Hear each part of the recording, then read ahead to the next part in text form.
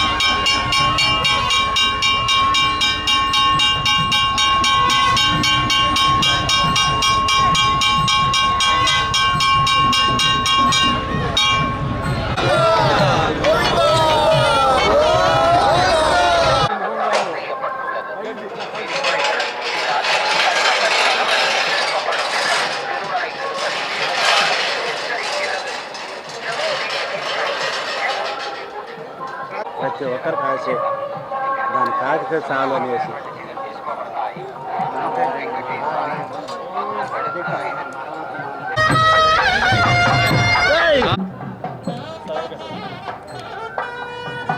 ఓం నమో వెంకటేశాయ.